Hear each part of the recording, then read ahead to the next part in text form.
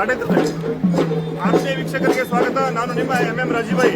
ಇವತ್ತು ನಾವು ರಾಣಿ ಚೆನ್ನಮ್ಮಾಜಿಯವರ ಹೋರಾಟದ ಪುಣ್ಯ ಭೂಮಿಯಾಗಿರ್ತಕ್ಕಂಥ ಕಿತ್ತೂರು ಪಟ್ಟಣದಲ್ಲಿದ್ದೇವೆ. ಕಿತ್ತೂರು ಪಟ್ಟಣದ ಗುರು ಮಡಿವಾಳೇಶ್ವರ ನಿಚ್ಚಣಿಗೆ ಮಠದಲ್ಲಿ ಇವತ್ತು 145ನೇ ಜಾತ್ರಾ ಮಹೋತ್ಸವ ಅತ್ಯಂತ ವಿಜೃಂಭಣೆಯಿಂದ ನಡೀತಾ ಇದೆ.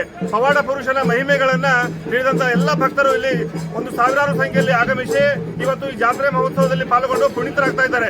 ಈ ಕುರಿತು ಮಾತಾಡಲಿಕ್ಕೆ ಪೂಜ್ಯ ಶ್ರೀಗಳನ್ನ ಮಾತಾಡಿಸಿ ಇದರ ಸಂಪೂರ್ಣ ವಿವರಣೆಯನ್ನು ಕೊಡುವಂತ ಒಂದು ಪ್ರಯತ್ನವನ್ನ ಮಾಡ್ತಾ ಇದ್ದೇವೆ. ಜಾತ್ರಾ ಮಹೋತ್ಸವ ಅತ್ಯಂತ ವಿಜೃಂಭಣೆಯಿಂದ ನಡೀತಾ ಇದೆ. ಈ ಸಂದರ್ಭದಲ್ಲಿ ನಾಡಿನ ಜನತೆಗೆ ತಾವು ಏನು ಹೇಳಿಕೆ? ನಾಡಿನ ಚಿಲಿಕೆಯ ಮಡಿವಾಳೇಶ್ವರ ಮಠದ ಈ ಜಾತ್ರಾ ಮಹೋತ್ಸವದಲ್ಲಿ ಭಾಗದೊಳಗೆ ವಿಶೇಷವಾಗಿರ್ತಕ್ಕಂಥ ಇದು ಜಾತ್ರಾ ಮಹೋತ್ಸವ. ಆ ಜಾತ್ರಾ ಮಹೋತ್ಸವಕ್ಕೆ ನಾಡಿನ ಎಲ್ಲ ಮಠಾಧೀಶರು, ಸ್ವಾಮೀಜಿಯರು, ಅದರ ಜೊತೆ ಭಕ್ತರನ್ನು ಕೂಡ ಅತಿ ವಿಜೃಂಭಣೆಯಿಂದ ಈ ಭಾಗದೊಳಗೆ ಜಾತ್ರೆ ನಡೀತಾ ಇದ್ದರೆ ಎಚ್ಚರಿಕೆಯ ಮಡಿವಾಳೇಶ್ವರ ಮಠದಲ್ಲಿ ಇದು ಇವತ್ತಿನ ಯುಗಮಾನದಲ್ಲಿ ಧರ್ಮದ ಹಾದಿಯನ್ನು ಹಿಡಿತಕ್ಕಂಥ ಒಂದು ಆಧ್ಯಾತ್ಮಿಕ ಕೇಂದ್ರವಾಗಿರ್ತಕ್ಕಂಥ ಎಚ್ಚರಿಕೆಯ ಗುರು ಮಡಿವಾಳೇಶ್ವರ ಮಠದಲ್ಲಿ ಭಕ್ತರ ಒಂದು ಭಕ್ತಿಯ ದೇಹ ಎಲ್ಲರೂ ಜರುತ್ತಾ ಇದ್ದರೆ ಅದು ಎಚ್ಚರಿಕೆಯ ಮಡಿವಾಳೇಶ್ವರ ಮಠದಲ್ಲಿ. ಮತ್ತು ಮಡಿವಾಳೇಶ್ವರ ಮಠದ ಜಾತ್ರೆಯಲ್ಲಿ ನಾಡಿನ ಎಲ್ಲ ಮಠಾಧೀಶರು ಭಕ್ತರು ಮಾಡಿ ವಿಜೃಂಭಣೆಯಿಂದ ಆಚರಿಸುವಂಥ ಜಾತ್ರೆಯನ್ನು ಹಾಗೆಲ್ಲ ಭಕ್ತಿ ಶ್ರದ್ಧೆಯಿಂದ ನಡೆದುಕೊಂಡು ಮಡಿವಾಳೇಶ್ವರ ಗುರುವಿಗೆ ಪಾತ್ರರಾಗಬೇಕೆಂದು ನಮ್ಮ ಅರಿಕೆಯನ್ನು ನಾವು ಮಾಡಿಕೊಳ್ತೇವೆ. ಅಜ್ಜಾವರು, ಈ ಜಾತ್ರಾ ಮಹೋತ್ಸವದ ಅಂಗವಾಗಿ ಏನೆಲ್ಲ ಕಾರ್ಯಕ್ರಮಗಳನ್ನು ನಾವು ಆಯೋಜನೆ ಮಾಡಿರ್ತೀವಿ?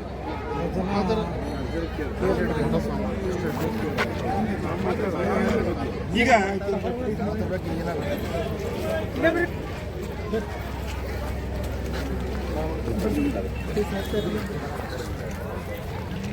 ದೈವವಾಗಿರ್ತಕ್ಕಂಥ ಗುರು ಮಡಿವಾಳೇಶ್ವರ ಜಾತ್ರೆಯನ್ನು ಪೂಜ್ಯರ ಸಾನ್ನಿಧ್ಯದಲ್ಲಿ ಅತ್ಯಂತ ಶ್ರದ್ಧಾಭಕ್ತಿಯಿಂದ ನೆರವೇರ್ತಾ ಇದೆ. ಪ್ರತಿ ವರ್ಷ ಪದ್ಧತಿಯಂತೆ ಇಲ್ಲಿ ಒಂದು ವಾರಗಳ ಸಪ್ತಾಹ ಇನ್ನುಳಿದ ಎಲ್ಲ ಕಾರ್ಯಗಳು ನೆರವೇರ್ತವೆ. ನಾಡಿನ ಎಲ್ಲ ಪೂಜ್ಯರ ಸಾನ್ನಿಧ್ಯದಲ್ಲಿ ಇವತ್ತು ನಾವೆಲ್ಲ ರಥೋತ್ಸವವನ್ನು ಆಚರಣೆ ಮಾಡ್ತಾ ಇದ್ದೀವಿ. ಹೀಗಾಗಿ ಈ ಭಾಗದ ಜಾತ್ರೆ ಅತ್ಯಂತ ಭಕ್ತಿ ಶ್ರದ್ಧೆಯಿಂದ ಆಚರಣೆ ಮಾಡುವ ಜೊತೆಗೆ ಪರಂಪರೆಯನ್ನು ಮುಂದುವರಿಸಿಕೊಂಡು ಎಲ್ಲ ಪೂಜ್ಯರ ಜೊತೆಗಿರೋ ಆ ಮಡಿವಾಳೇಶ್ವರ ಜೊತೆ ನಾಡಿಗಿರಲಿ ಅಂತೇಳಿ ಯಾವ ರೀತಿ ಆಯೋಜನೆ ಮಾಡಿರ್ತಾರೆ ಮತ್ತು ಯಾವ್ಯಾವ ಕಾರ್ಯಕ್ರಮಗಳು ನಡೀತಾ ಅನ್ನೋದನ್ನ ತಿಳಿಸಲಿಕ್ಕೆ ಪೂಜ್ಯ ಶ್ರೀಗಳನ್ನ ನಾವು ಇವತ್ತು ಸಂಪರ್ಕ ಮಾಡ್ತಾ ಇದ್ದೇವೆ. ಅಜ್ಜಾವ್ರೆ ನಮಸ್ಕಾರ. ಈ ಜಾತ್ರೆ ಎಂದಿನಿಂದ ಅಲ್ಲ, ಕಿತ್ತೂರು ಚೆನ್ನಮ್ಮಾಜಿಯವರ ಸಂಸ್ಥಾನದಲ್ಲಿದ್ದಂಥವ್ರು ಮಡಿವಾಳಜ್ಜವರು. ಆ ಕಿತ್ತೂರು ಸಂಸ್ಥಾನದ ಎಲ್ಲ ರಾಜ ಮಹಾರಾಜರಿಗೆ, ಅದರಲ್ಲಿ ವಿಶೇಷವಾಗಿ ರಾಣಿ ಚೆನ್ನಮ್ಮ ರುದ್ರಮ್ಮನವರಿಗೆ ಆಶೀರ್ವಾದ ಮಾಡಿದಂಥ ಮಹಾಯೋಗಿ, ಮಹಾತಪಸ್ವಿ, ಆಡಿದ ಮಾತನ್ನು ನಿಜ ಮಾಡಿ ತೋರಿಸಿದ ಮಹಾದಿವ್ಯ ತಪಸ್ವಿ. ಅಂದು ಎನ್ನದೇ ಎಂದಿಗೂ ಗದ್ದಿಗೆ ಬಂದು ಬೇಡಿಕೊಂಡವರತ್ತ ಕೊಂಡವರ ಯಥಾರ್ಥ ನೆರವೇರ್ತಾ ಇದೆ. ಇನ್ನು ಮರಿಯಾದ ಮಂಟಲದವರ ಮನೆಯಿಂದಲೇ ಇದು ಬಂಡಿ, ಇದಕ್ಕೆ ಹಳಿಬಂಡಿ ಅಂತ ಕರೀತಾ ಇದ್ದಾರೆ. ಇದು ಕನಿಷ್ಠ 104 ವರ್ಷಗಳ ಪರ್ಯಂತರವಾಗಿ ನಡೆದುಕೊಂಡು ಬಂದ ಜಾತ್ರೆ. ಅಲ್ಲಿಂದಲೇ ಅವ್ರ ಮನೆಯಿಂದಲೇ ಆಗ ಹಳಿಬಂಡಿ ಬರ್ತಾ ಇದೆ.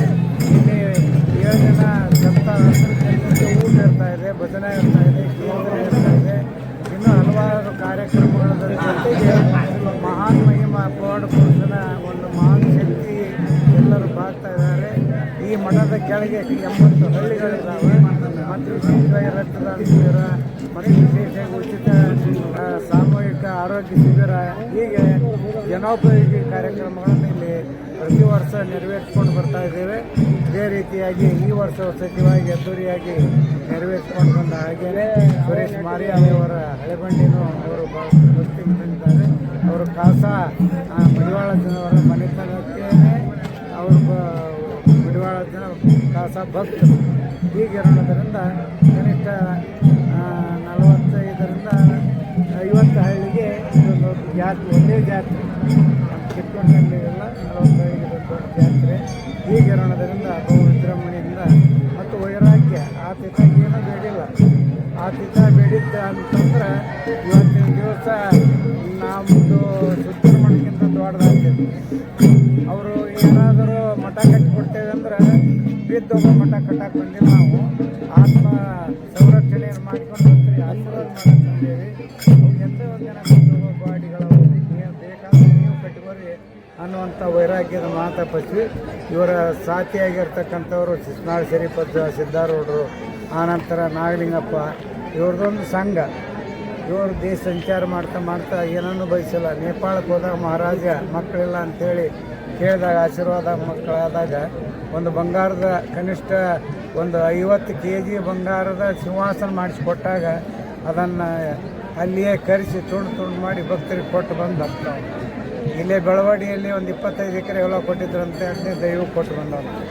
ಇಂಥ ವೈರಾಗ್ಯ ಸನ್ಯಾಸಿ. ವಿಶೇಷವಾಗಿ ನಮ್ಮ ಬೆಳಗಾವಿ ಜಿಲ್ಲೆಯಲ್ಲಿ 25ರಿಂದ 30 ಮಠಗಳದಾವೆ. ಎಲ್ಲ ಕಡೆ ಜಾತ್ರೆನ ಹಾಕವ. ಅದರಲ್ಲಿ ವಿಶೇಷವಾಗಿ ಗರಗ ಮತ್ತು ನಿಚ್ಚಣಿಗೆ ಜಾತ್ರೆಗಳು ಸ್ವಲ್ಪ ದೊಡ್ಡ ಪ್ರಮಾಣದಲ್ಲಿ ಆಗ್ತಾ ಇದ್ದಾವೆ.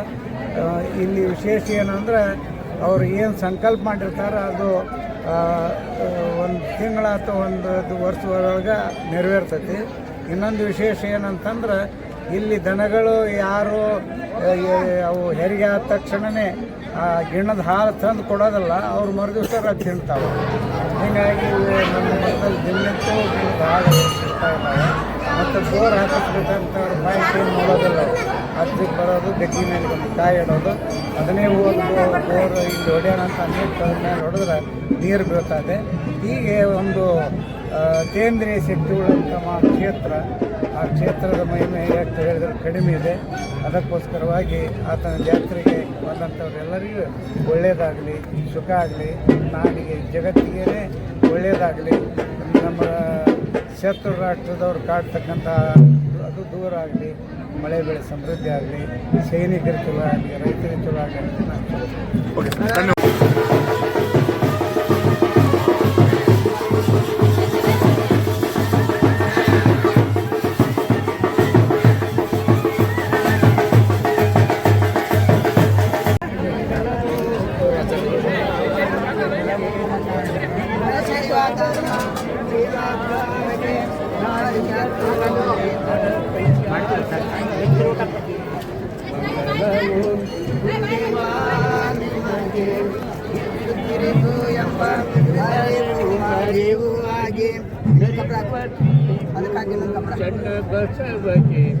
ಮಂಗಲವು ಗುರುದೇವ ನಿಮಗೆ, ವಿಶ್ವದ ಶಾಂತಿಗೆ ಶಾಂತಿಯ ತೋಡುವ ಶ್ರೀ ಗುರು ಮಡಿವಾಳೇಶ್ವರಿಗೆ ಮಂಗಲವು ಗುರುದೇವ ನಿಮಗೆ. ಹರಹವ ರಾಜಾಯ ಪ್ರಸವ್ಯಸಾಹಿನೇ ನಮೋ ವಯಂ ವೈ ಶ್ರವಣಾಯ ಕುರ್ಮಹೇ ಕಾಮೇ ಕಾಮನ್ ಕಾಮಾಯ ಮಹ್ಯಂ ಕಾಮೇಶ್ವರೋ ವೈ ಶ್ರವಣ ದದಾತ ಕುಬೇರಾಯ ವೈ ಶ್ರವಣಾಯ ಮಹಾದೇವಾಯ ನಮಃ. ಯಶೋ ನಾಮ ರೂಪಾಭ್ಯಾಂ ಯಾ ದೇವಿ ಸರ್ವಮಂಗಳ ಅಯೋ ಸಂಸರ್ವಾದೋಷಂ ಭಾಗರ್ತ ಇವ ಸಂಪ್ರತ್ತೋ ಭಾಗರ್ತೋ ಪರಿವರ್ತಯೇ ಜಗತೋ ಪಿತರೋ ವಂದೇ ಪಾರ್ವತಿ